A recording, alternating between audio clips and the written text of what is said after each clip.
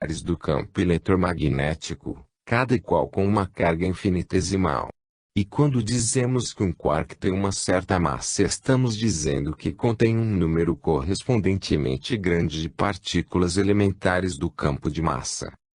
Não só o elétron possui subquarks, mas também o gluon e o próprio campo no nível zero de energia possuem quarks e antiquarks, mesons e antimesons, elétrons e positrons, e pares H mais H-. Quanto maior a energia, seja de um quark, de uma partícula atômica, de um meson ou de um bóson, maior sua massa e maiores serão as string constitutiva e o número de partículas absorvidas dos campos de massa e eletromagnético. Quando uma partícula de alta energia é freada, a energia em excesso que corresponde ao novo estado é liberada na forma de quarks e antiquarks, baryons, mesons ou pares pósitron-elétron que carregam a energia em excesso. Existe um estado da matéria em que matéria e antimatéria estão intimamente unidas, desaparecendo essa distinção.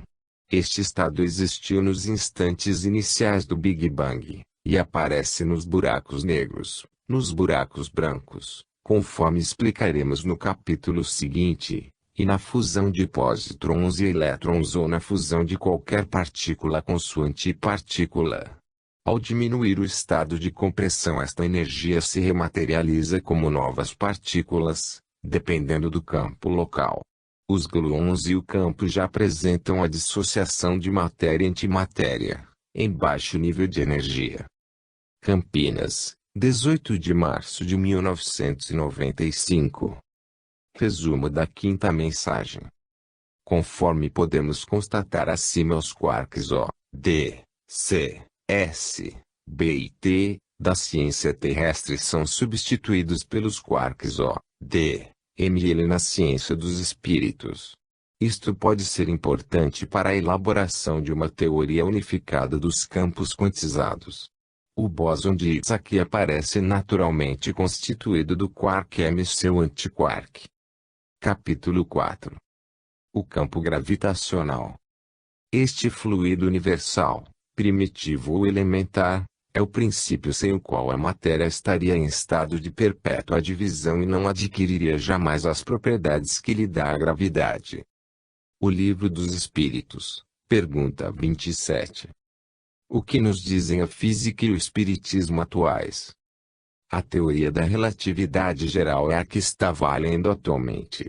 Ela produz uma teoria da gravitação que incorpora naturalmente a teoria da relatividade especial em sistemas inerciais e o princípio de equivalência, que diz que um sistema que cai livremente em um campo gravitacional é equivalente a um sistema inercial. Nas 4 últimas décadas do século XX, o confronto da teoria com experimentos sofreu um grande impulso com a descoberta de novos métodos de solução de suas equações e com avanços observacionais, incluindo a observação de pulsares e de candidatos a buracos negros, o início de um programa experimental para a detecção de ondas gravitacionais, versões melhoradas para os antigos testes da teoria, a descoberta de pulsares binários, a análise de efeitos quânticos no exterior de buracos negros, a descoberta de lentes gravitacionais e o início da teoria da unificação da gravitação com as outras interações.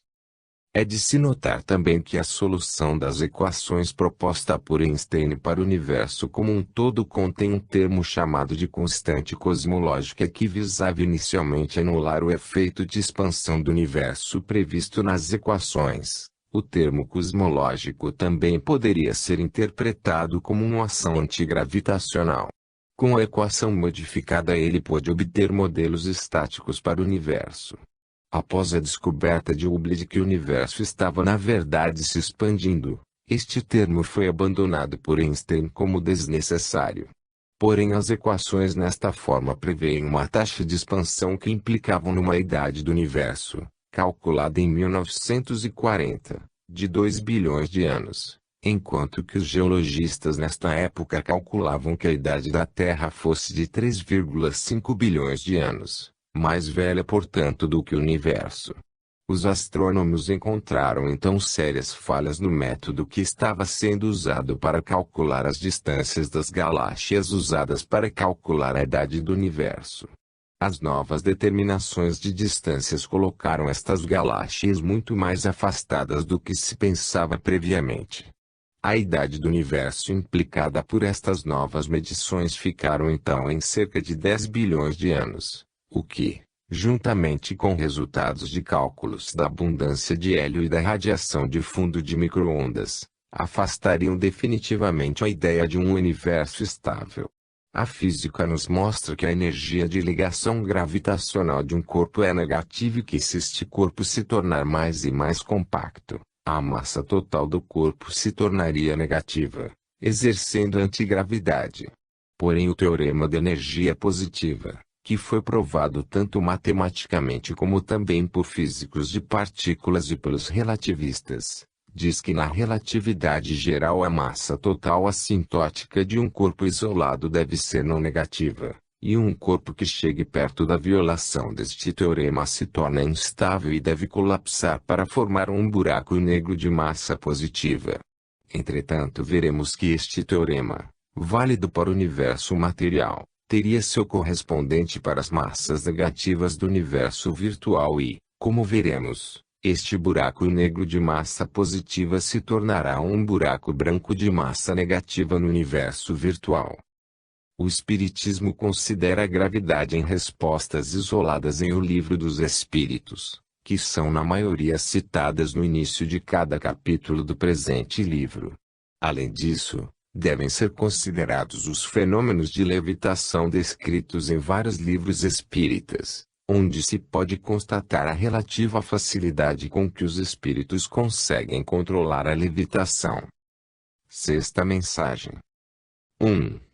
O campo gravitacional. O campo de energia, ou simplesmente campo, é constituído pelos diversos tipos de partículas elementares e suas antipartículas, positivas e negativas, embora com densidades locais diferentes. A atração e repulsão que as partículas nucleares exercem sobre as diversas partículas do campo produz gradientes de densidade no campo, que a ciência denomina de curvatura do campo, mais denso próximo da Terra para o campo material e menos denso próximo da Terra para o campo virtual. O éter nada mais é que o conjunto de partículas H mais e H menos. Quando em pares orientados ou dipolos formam os campos eletromagnético e anti-eletromagnético, que diferem apenas pelo excesso de uma das partículas elementares. Os campos gravitacional e antigravitacional são o conjunto de partículas elementares M-MM, que formam gradientes opostos de densidade em torno da matéria e da antimatéria. Nenhuma massa é apenas matéria ou apenas antimatéria, havendo sempre uma proporção menor de antimatéria, em estado de energia negativa, permeando os corpos materiais. A densidade de partículas M é maior em direção ao centro de massas materiais onde a quantidade de antimatéria, em nível negativo de energia, é correspondentemente menor. E também a densidade de partículas menos M é menor em direção ao centro de massas materiais. Nos corpos, de antimatéria, como os quasares, ocorre o inverso, com densidades maior de antipartículas elementares menos M e menor de partículas elementares M em direção ao centro. Os buracos negros são os pontos do universo material onde a matéria e a energia positiva do campo material são absorvidas e enviadas para o universo virtual. Lá eles atuam como buracos brancos, emitindo essa energia. Os buracos brancos são os pontos do universo material onde a antimatéria e a energia negativa absorvidas no campo virtual são recebidas na forma de energia positiva. O que no universo material é um buraco branco será um buraco negro no universo virtual e vice-versa. Por analogia, podemos denominar os quasares de buracos brancos. Enquanto os buracos negros atuam como uma lente convergente, os buracos brancos atuam como uma lente divergente. Entretanto, Os buracos brancos conservam a polaridade virtual no campo material e repelem a energia positiva do campo. É como se os buracos brancos fossem uma janela aberta através da qual a matéria pode ser afetada à distância. Da mesma forma, os buracos negros conservam a polaridade material no universo virtual e repelem a energia negativa do campo. Assim, os buracos brancos repelem a energia positiva no universo material e a energia negativa no universo virtual. E os buracos negros repelem a energia negativa no universo material e a energia positiva no universo virtual. Conforme já explicado no capítulo 3, dentro dos buracos brancos e dos buracos negros a matéria e a antimatéria estão intimamente unidas, perdendo sua distinção e constituindo um fluido único, misturando-os quarks e antiquarks sem formação de partículas e antipartículas. A matéria absorvida no buraco negro após ser emitida no universo virtual se transmuta em antimatéria. A antimatéria absorvida no universo virtual após ser emitida nos buracos brancos do universo material se transmuta em matéria. Isso ocorre porque, conforme os quarks e antiquarks são rematerializados, há um rearranjo automático para as condições do campo local. Assim, os buracos brancos emitem luz e matéria no universo material e os buracos negros emitem luz e antimatéria no universo virtual. 2. A levitação. A vontade do espírito é a chave para dirigir as partículas do campo numa outra direção, bastando alterar o holograma subjacente. Analisaremos aqui como usar as partículas do campo gravitacional para fazer a levitação. Se pela força de vontade, atuando no holograma, deslocarmos partículas elementares -m para baixo de um corpo e simultaneamente deslocarmos partículas elementares m para cima do mesmo corpo, invertemos ou anularemos o gradiente do campo gravitacional local. Por outro lado, a bolha formada pelas partículas elementares tenderá a flutuar devido à força de empuxo no campo gravitacional. O corpo levitará podendo até mesmo se dirigir no sentido oposto da atração gravitacional. Porém, se assim o desejarmos, a massa gravitacional pode assim se tornar praticamente nula e então, atuando com nossa vontade, reorganizamos o holograma do campo mental e o corpo se moverá automaticamente para onde desejamos. Um espírito encarnado poderá fazer o mesmo usando sua vontade para atrair para o seu corpo as partículas elementares m do campo gravitacional e, deste modo, levitar. Ele pode então deslocar o corpo em levitação. A vontade aqui, obviamente, não é a vontade consciente mas o do espírito. 3. O fluido vital. Para manipular o FCU empregamos o mesmo mecanismo, usando nossa força de vontade, que nada mais faz do que modificar o holograma, podemos movê-lo. O fluido vital é o FCU dotado de vibrações coerentes. Quando se trata de fluido retirado de um organismo vivo, a estrutura do fluido é aproximadamente a do corpo físico, sendo então chamado de fluido magnético ou animal. Quando se trata de fluido fornecido por um espírito desencarnado, a estrutura do fluido é aproximadamente a do perispírito, sendo chamado de fluido espiritual. Devido à diferença entre as distâncias interatômicas na matéria e na antimatéria, a frequência das vibrações coerentes encontradas no fluido animal são diferentes daquelas do fluido espiritual. As vibrações do fluido espiritual por si só não afetariam muito o estado de um corpo material, mas apenas seu estado psíquico. Porém, o fluido espiritual serve como transportador do fluido animal, porque quando está associado ao fluido animal facilita a manipulação deste pelos espíritos. O fluido presente num corpo vivo adquire as vibrações coerentes peculiares de toda a célula viva, dada pelas moléculas de DNA e RNA mesmo quando temporariamente fora do corpo. Essas vibrações coerentes ainda permanecem por algum tempo. Recentemente Froelich estudou este tipo de coerência, denominando o processo de condensado de Bose-Einstein em sistemas biológicos coerentemente excitados. O fluido retirado de um ser vivo, Com o tempo perde essas características, transformando-os em energia, com maior entropia, ou em estado de maior desorganização.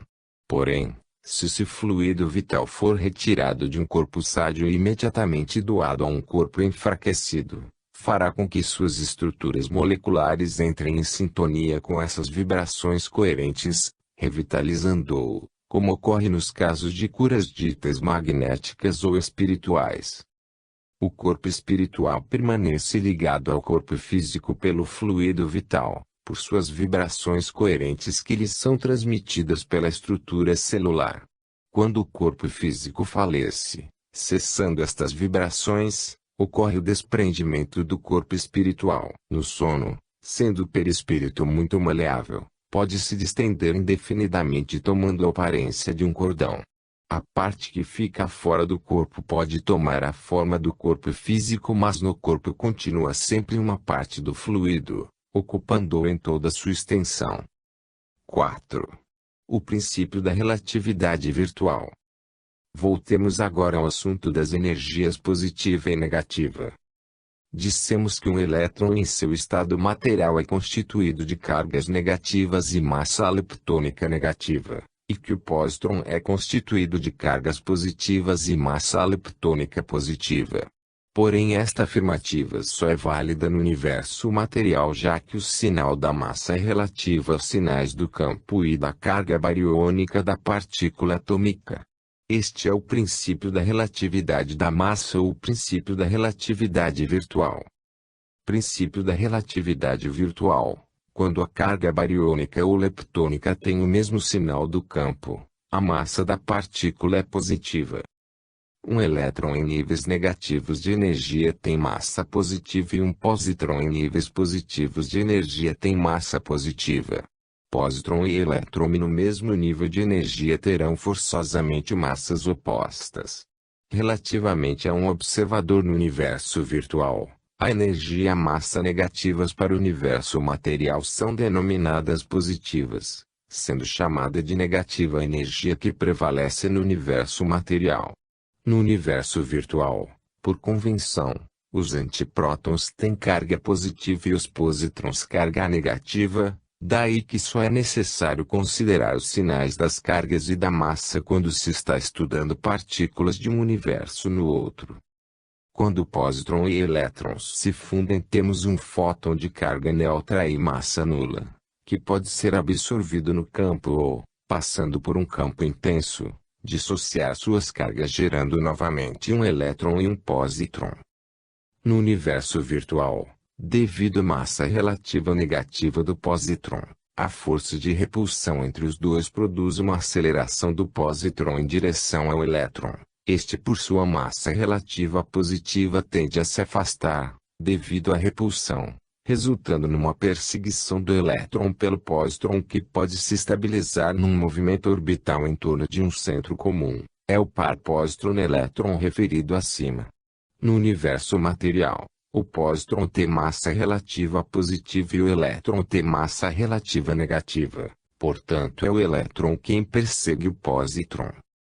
A antimatéria não aniquila a matéria, portanto tem massa e carga elétrica de sinais opostos e existirem em níveis distintos de energia. Os dois universos coexistem, embora em níveis diferentes de energia, sem aniquilamento por um equivalente do princípio de exclusão de Pauli ou princípio da exclusão virtual. Princípio da exclusão virtual. Uma partícula de matéria não pode ocupar o mesmo estado de qualquer outra antipartícula e vice-versa. Então, resumindo, no universo material temos átomos com núcleo de prótons, porque se atraem por terem a mesma carga massa aparente positiva, e elétrons em órbita que, apesar de serem repelidos pelos prótons, são aparentemente atraídos por eles, portanto têm massa aparente negativa. Pelo mesmo raciocínio, dois elétrons se atraem, mas aparentemente se comportam como se estivessem sendo repelidos por terem massa negativa.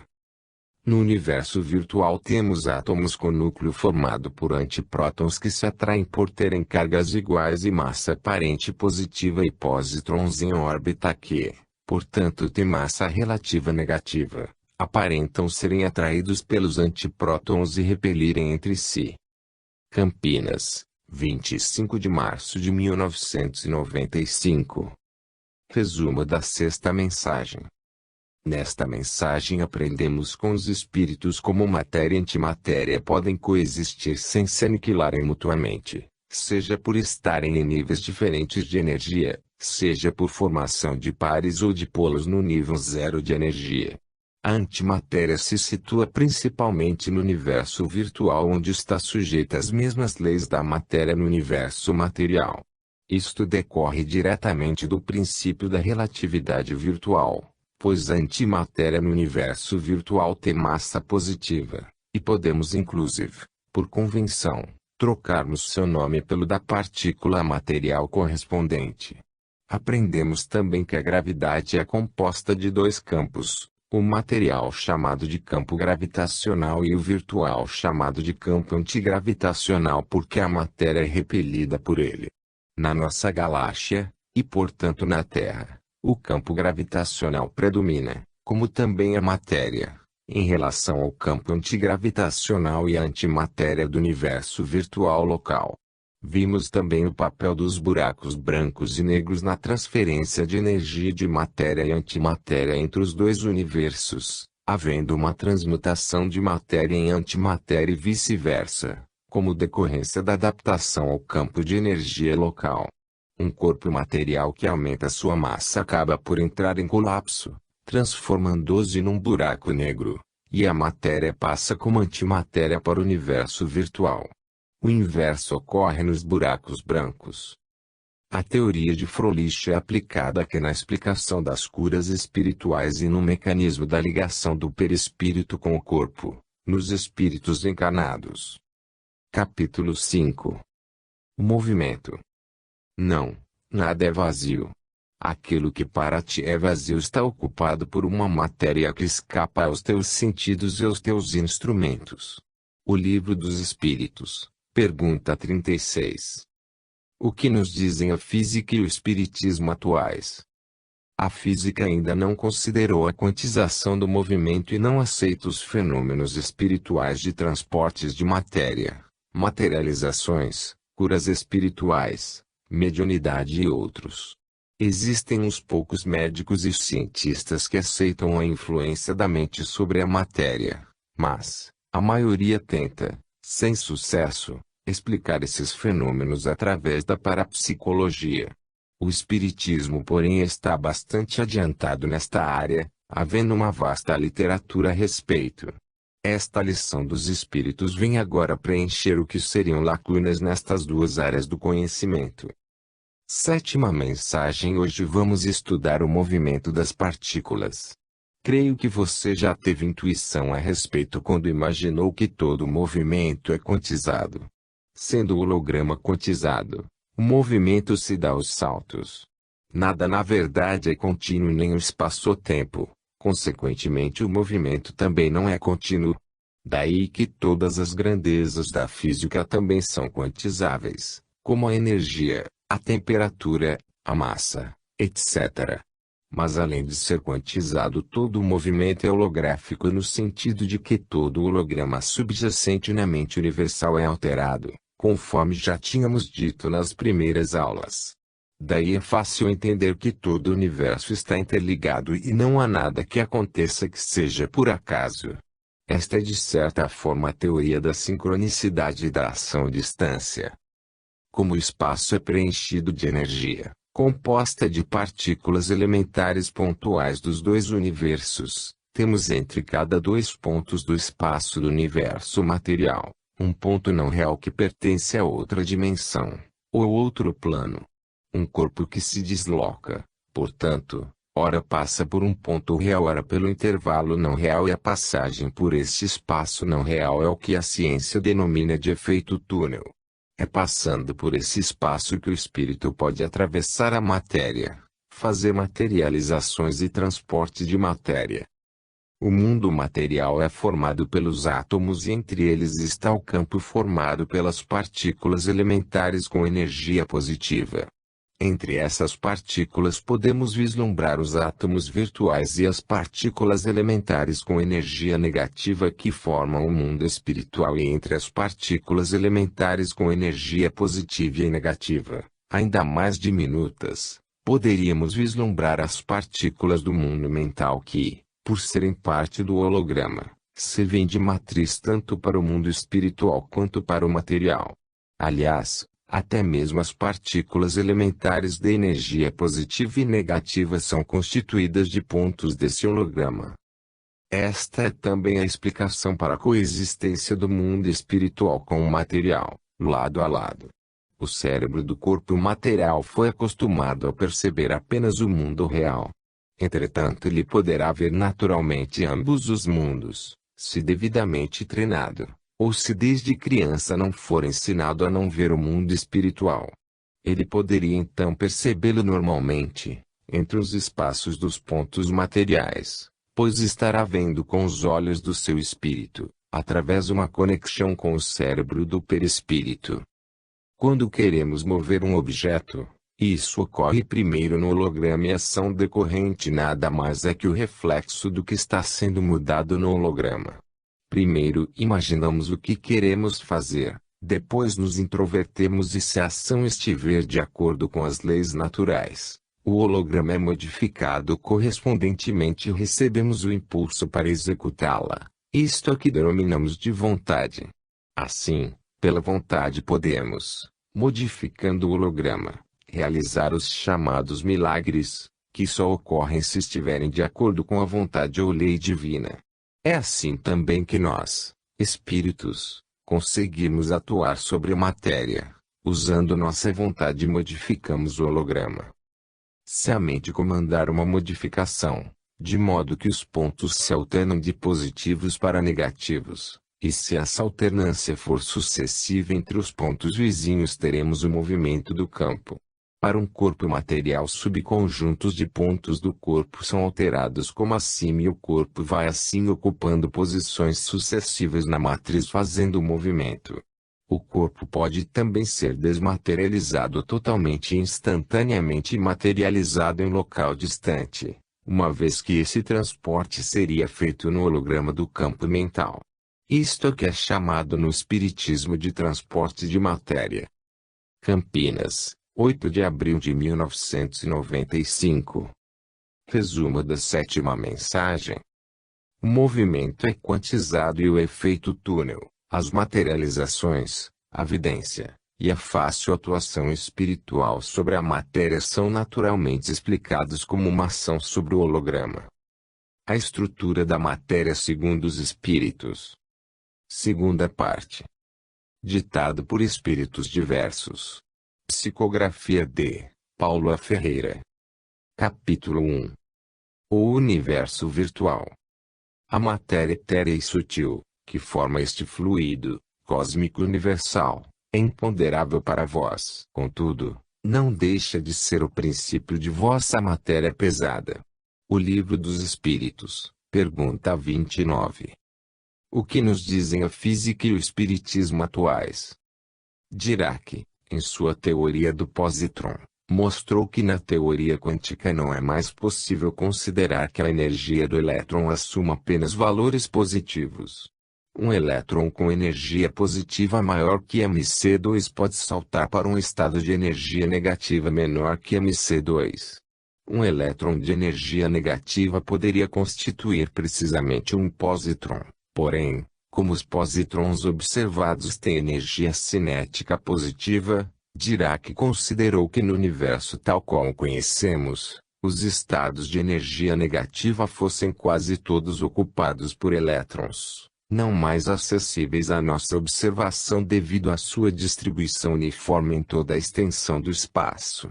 Nestas condições, todo estado de energia negativa não ocupado seria observado como uma lacuna, e estas lacunas constituiriam os positrons.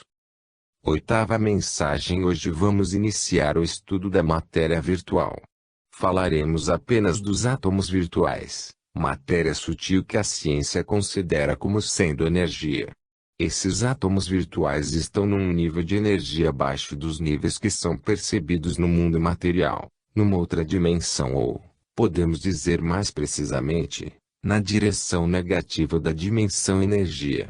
No nível zero de energia, entre os dois universos, está o campo com seus dipolos elétricos formados de pares de partículas elementares e suas respectivas antipartículas, pares elétron-pósitron girando em torno um do outro, com massa total nula, pares de quark e antiquark e mesons.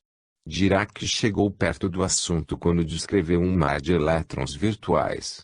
O espaço não contém apenas elétrons virtuais mas também elétrons livres e pares pósitron-elétron com energia nula. Nos níveis negativos de energia estão os átomos virtuais. Os positrons da camada externa dos átomos virtuais, os positrons livres e os pares pósitron-elétrons são aqueles considerados por Dirac. Um fóton contendo um par pósitron-elétron poderá se dissociar num campo magnético intenso, gerando as curvas das câmaras de bolha.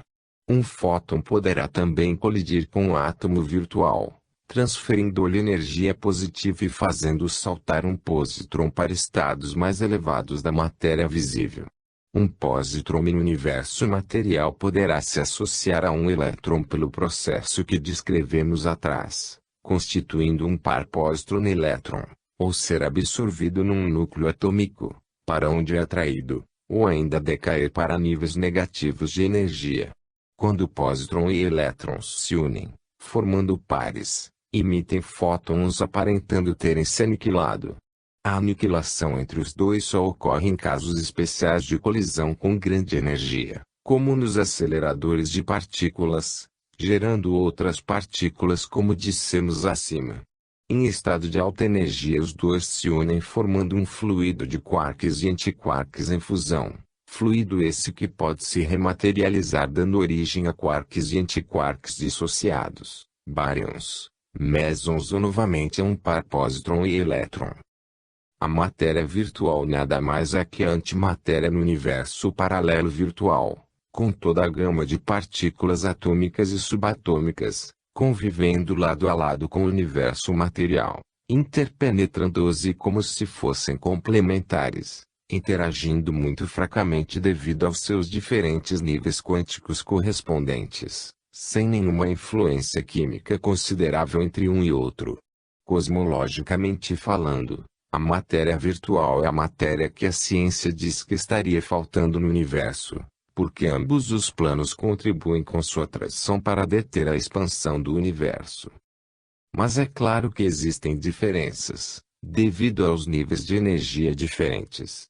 O espectro da luz emitida e absorvida pela matéria virtual está numa faixa não visível, podendo ser detectadas por alguns equipamentos, mas frequentemente têm sido confundidas com a luz emitida pela matéria comum. Algumas radiações virtuais emitidas são simplesmente denominadas de radiação de fundo, como se estivessem livres no espaço, por falta de melhor explicação dentro das teorias existentes, que não levam em consideração o universo virtual. Alguns elementos químicos não existem no universo virtual, mas existem outros que não têm correspondentes no mundo material, como também existem diferenças no número de nêutrons de diversos isótopos. Nas regiões do universo predominantemente materiais, onde o campo virtual tem menor densidade, as órbitas externas dos átomos de matéria virtual são de diâmetro relativo menor que as órbitas K dos átomos materiais. Desta forma, seus átomos são menores e, mesmo em níveis positivos de energia, podem penetrar com facilidade a matéria. Num campo virtual de densidade pequena as distâncias interatômicas virtuais são maiores, tornando as substâncias relativamente rarefeitas, menos densas e mais maleáveis. A frequência da luz visível em nosso mundo espiritual está abaixo da faixa do ultravioleta. Quando um fóton se dissocia, poderá na verdade estar colidindo com um par pósitron-elétron de energia nula. A emissão espontânea de um pósitron, no universo material, pode resultar da absorção de fótons por átomos virtuais, com energia suficiente para fazer o pósitron saltar para os estados mais elevados de energia da matéria visível. O pósitron que tem massa negativa no universo virtual se apresenta com massa positiva no universo material, conforme o princípio da relatividade virtual. Esse pósitron eventualmente interage com um elétron e, neste caso, a carga e a massa de sinais opostos de ambos contribuem para formar pares neutros de massa nula, com emissão de fótons, aparentando a aniquilação dos dois. É mais provável, entretanto, que o pósitron emita o fóton absorvido, decaindo de volta para níveis negativos de energia. Da mesma forma que um elétron no universo material, um positron em órbita no universo virtual, ao receber energia salta para órbitas externas. O nível zero de energia se situa entre as dimensões positivas e negativas de energia e não nas órbitas externas. No nível zero o pósitron ou o elétron podem receber ou emitir energia, determinando para qual universo decairão. Campinas, 11 de março de 1995. Resumo da 8ª mensagem. Como vemos aqui, ao contrário do conceito de Dirac, os positrons não são lacunas e existem elétrons e pósitrons nos dois universos. O universo material, por convenção, está em níveis positivos de energia enquanto que o universo virtual está em níveis negativos de energia. As partículas de antimatéria têm massa negativa e portanto energia negativa, porém, por convenção, no universo virtual são consideradas como tendo massa positiva. Entre os dois universos, e portanto comum aos dois, está o nível de energia zero, com o FCU e as partículas de matéria e de antimatéria em baixo nível de energia. Existem diferenças entre as propriedades das substâncias nos dois universos bem como na faixa de frequência da luz visível em cada um. Capítulo 2. O fluido cósmico universal. Mas ao elemento material deve juntar-se o fluido universal, que representa o intermediário entre o espírito e a matéria propriamente dita. O Livro dos Espíritos, pergunta 27.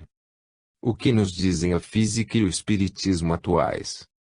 Após a teoria da relatividade especial que considera o tempo como mais uma coordenada, equivalente ao espaço, o universo passou a ser descrito como um contínuo quadridimensional espaço-tempo. O efeito túnel foi então descrito como uma passagem pela dimensão-tempo neste espaço quadridimensional.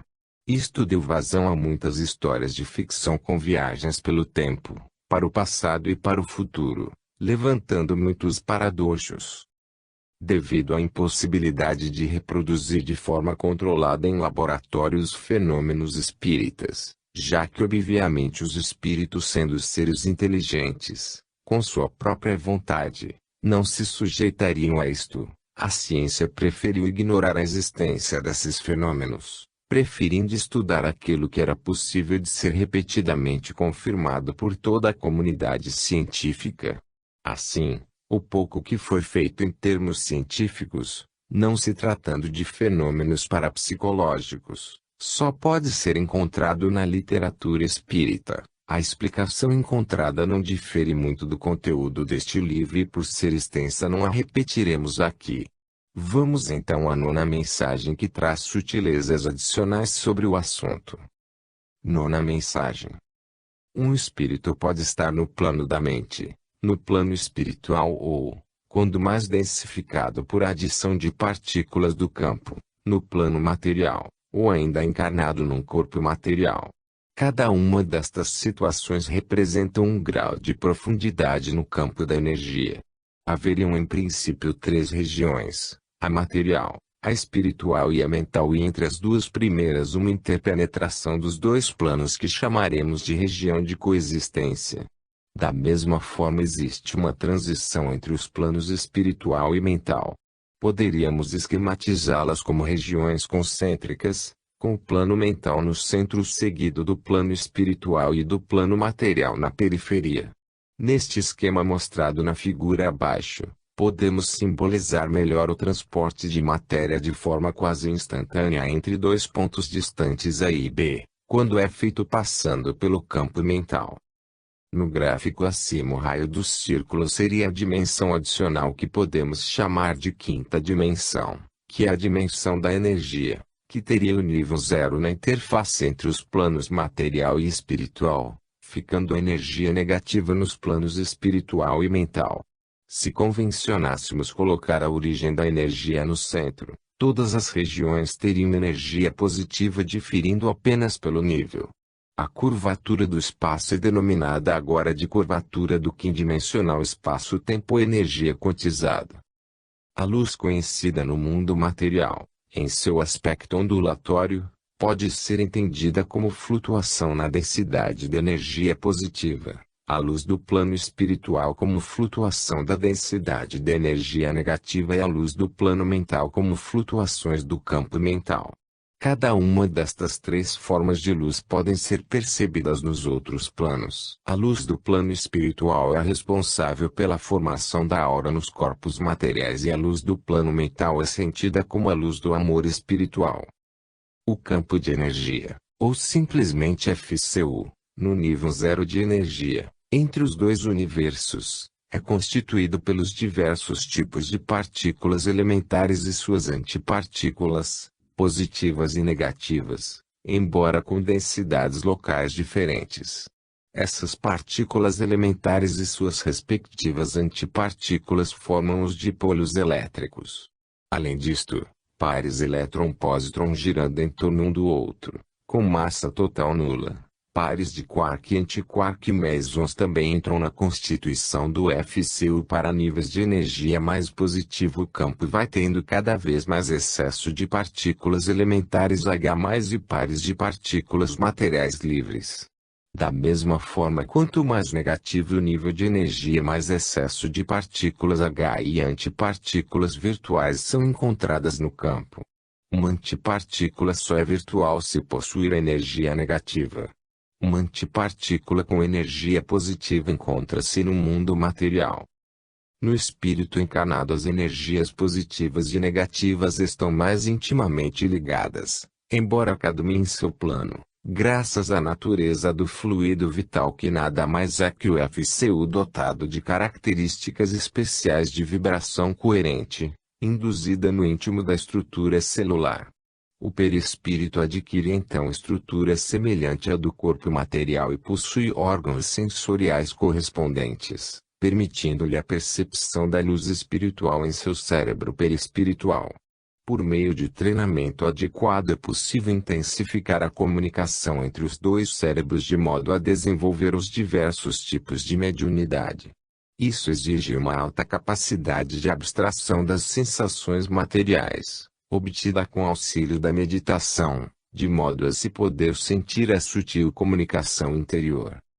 Como a região central é o plano mental, podemos nos referir às três formas de energia também pelo nome de consciência, que teria assim os três planos já conhecidos: consciência objetiva, a do plano material, subconsciência ou inconsciente coletivo, a do plano espiritual, e consciência cósmica, a do plano mental. Os transportes de matéria por efeito túnel não são uma viagem pelo tempo como se diz na ficção de hoje. Na verdade, são uma viagem através da consciência ou energia. Obviamente existe diferença entre consciência e energia. Podemos dizer que a consciência é um processo dinâmico de transferências de energias, que implica na existência de um organismo capaz de realizar essas transferências. Embora no plano mental não haja necessidade desse organismo, pois o próprio holograma já constitui por si mesmo um sistema organizado autoconsciente, ou onisciente. Deve ser notado, entretanto, que os níveis de consciência correspondem a diferentes níveis ou estados de energia. Esta é a razão da meditação, onde aquietamos nosso cérebro material que funciona em nível elevado de energia, embaraçando a observação do funcionamento do cérebro perispiritual. Campinas, 9 de abril de 1995. Resumo da nona mensagem.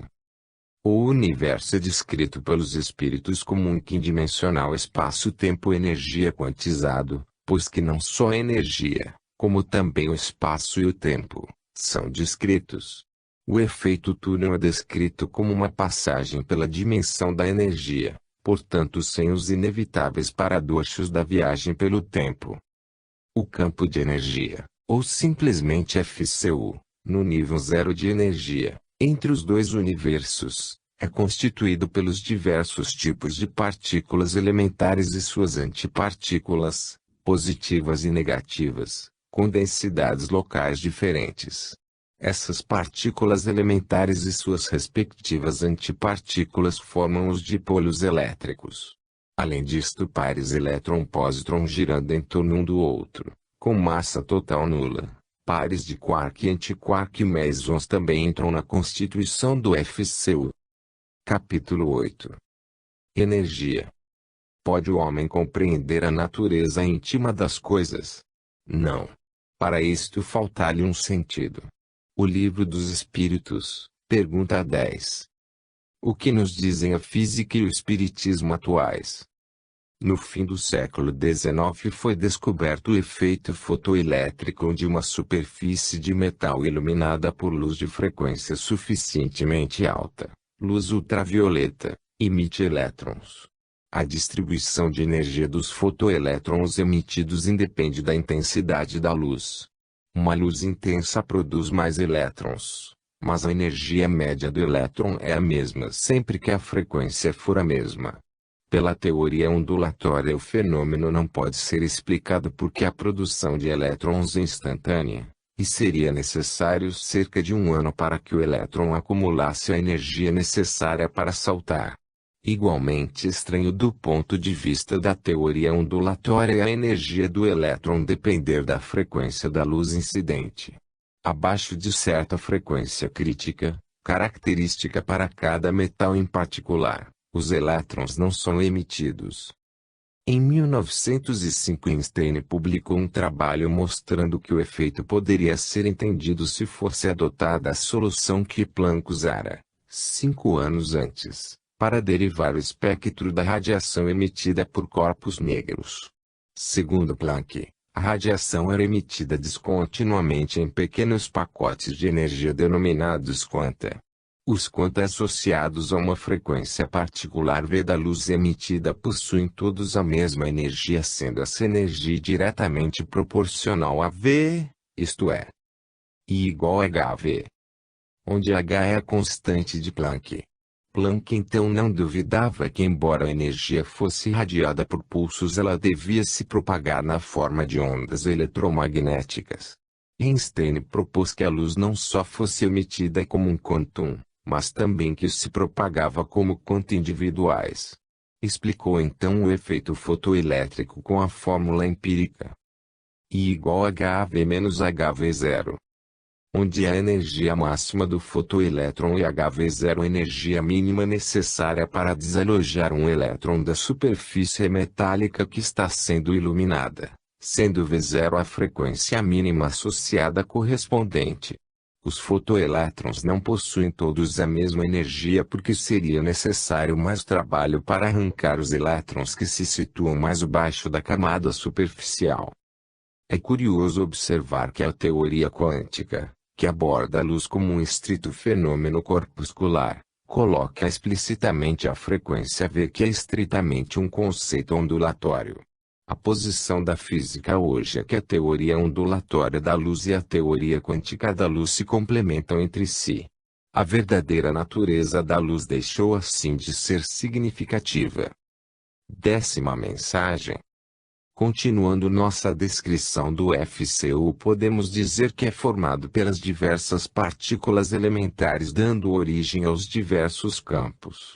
Em especial, as partículas H+ e H- podem se unir em pares formando o campo eletromagnético. Quando N destas partículas estão agrupadas formando um pacote são denominadas de quantums, sendo sua energia proporcional à quantidade dessas partículas elementares. A energia de um quantum é dada por H igual a NH+, quando falamos de campo de energia positiva, e H igual a NH- quando se trata de campo de energia negativa. Porém, o que se considera normalmente como energia é aquela referente ao campo eletromagnético, formado por pares H mais ou menos. Neste caso a energia do quantum será dada por H igual a mH mais ou menos, onde H mais ou menos é a energia de cada par e H é a constante de Planck. Em média existem N pares de partículas de FCU por comprimento de onda, e como N depende da densidade do campo, a constante de Planck passa a ser uma constante local. Teremos assim que, para um dado local, a energia transferida por segundo por um feixe de ondas de frequência V será de igual a HV igual a mH mais ou menos V. Se considerarmos que a lei igual a mc2 sobrescrito esteja correta, teremos também dois sinais para a massa, m mais e m menos. A massa m menos seria a antimatéria e a lei da energia seria dada por I igual mais ou menos mc2 sobrescrito. Não há então necessidade de conceituar a antimatéria como sendo matéria viajando para trás no tempo. Tudo se passa como se existissem dois campos, um de energia positiva e outro de energia negativa, interpenetrando-se, porém sem interferir um no outro. A matéria interage com a matéria através do campo material e a antimatéria interage com a antimatéria através do campo antimaterial. No nível zero seria os campos material e antimaterial estão unidos, ou seja, as partículas H+ e H- estão unidas formando pares. Aliás, estes pares estão presentes também próximo às partículas com carga elétrica, dando origem à renormalização considerada pela física. No quantum temos N pares de partículas H mais ou menos com uma dada quantidade de movimento que só depende da frequência V. Daí segue que numa interação com a matéria a energia dos fótons só depende da frequência enquanto a amplitude depende da quantidade de fótons. Sendo o elétron pontual, são as partículas H mais ou menos que colidem com ele não o quantum como um todo rígido. Se o momento da partícula H+ for pequeno, frequência menor que V0, o elétron não salta. Se o valor do momento da partícula H que colide não for o valor máximo, a energia do elétron não será máxima para aquela frequência. Campinas, 16 de abril de 1995. Resumo da 10ª mensagem. Esta lição nos diz que a constante de Planck não é universal mas um valor local que depende da densidade do campo ou da quantidade de partículas por comprimento de onda. Mostrou-nos também que a energia equivalente de uma massa negativa também é negativa. O efeito fotoelétrico é explicado em nível de partículas elementares. Capítulo 9. A luz virtual. Os espíritos estão por toda parte, povoam o espaço infinito.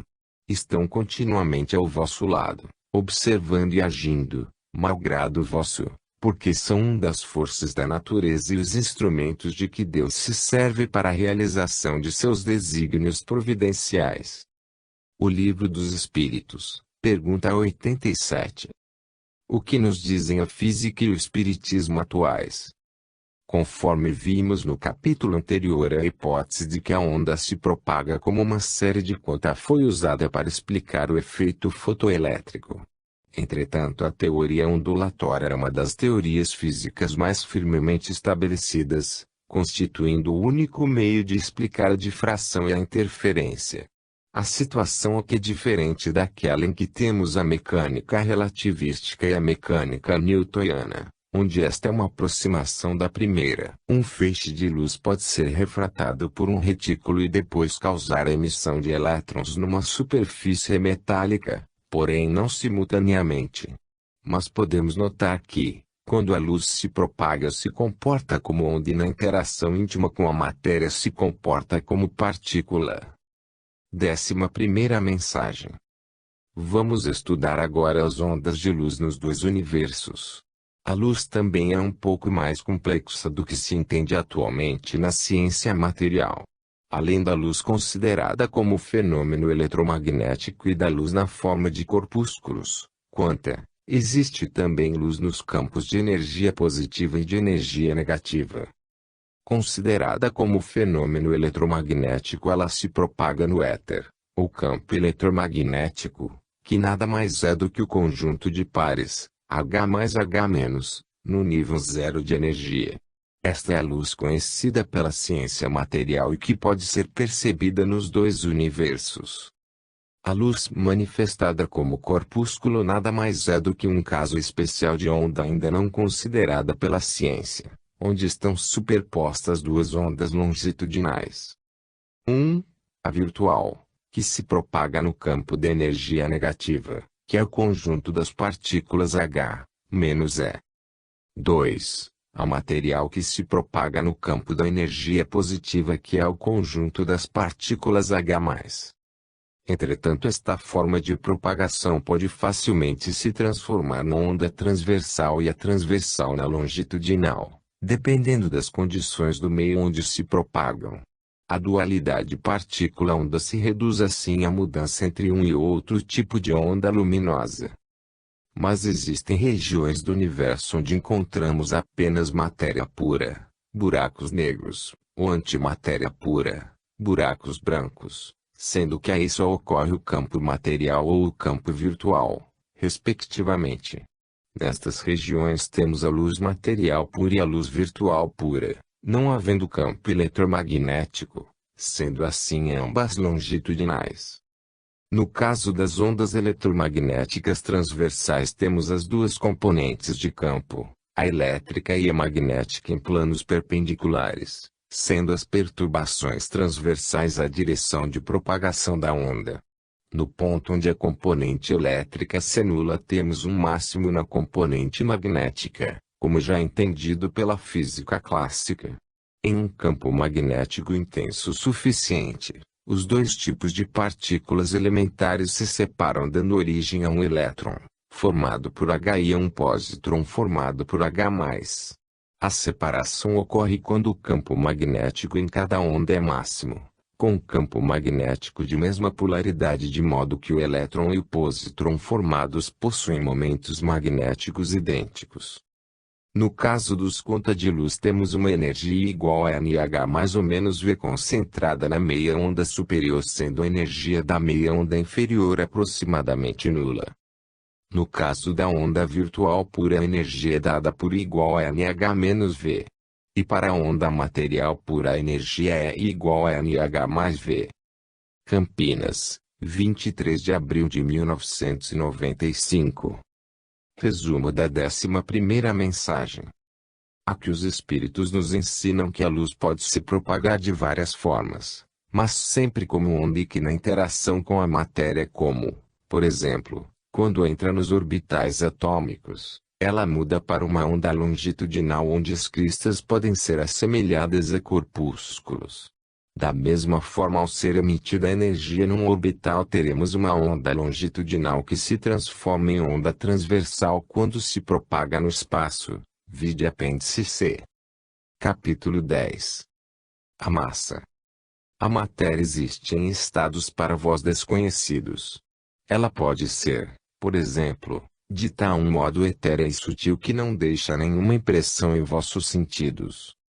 Todavia é sempre matéria, embora não a seja para vós. O Livro dos Espíritos, pergunta 22. O que nos dizem a física e o espiritismo atuais? A teoria da relatividade restrita deduziu a variação da massa com a velocidade, porém é necessário compreender em que circunstâncias isto é verdadeiro. Consideremos um observador e um corpo de massa m'0 em repouso em relação a um sistema S' de coordenadas, x', y', z', t', e consideremos ainda um observador e outro corpo de massa m em repouso em relação a outro sistema de coordenadas S, x, y, z, t. O sistema S' está dotado de velocidade uniforme v em relação ao sistema S. Neste caso valem as transformações de Lorentz para passar de um sistema de coordenadas para o outro. Para cada observador a massa do outro sistema é vista como uma massa maior do que se estivesse em repouso relativo a este observador. Portanto, M igual a M apóstrofo 01 V2 sobrescrito barra C2 sobrescrito 1 meio para um observador no sistema S e M apóstrofo igual a M0 barra 1 V2 sobrescrito barra C2 sobrescrito 1 meio para um observador no sistema S apóstrofo. Se as massas em repouso forem iguais para os dois observadores, M apóstrofo 0 igual a M0, a massa vista do outro sistema serão iguais para os dois, M apóstrofo igual a M, mas de um valor simultaneamente maior que a massa que está em repouso em cada sistema. Aqui podemos falar de simultaneidade porque não se trata de eventos. Esse valor maior é a massa aparente que cada um mediria ao observar a massa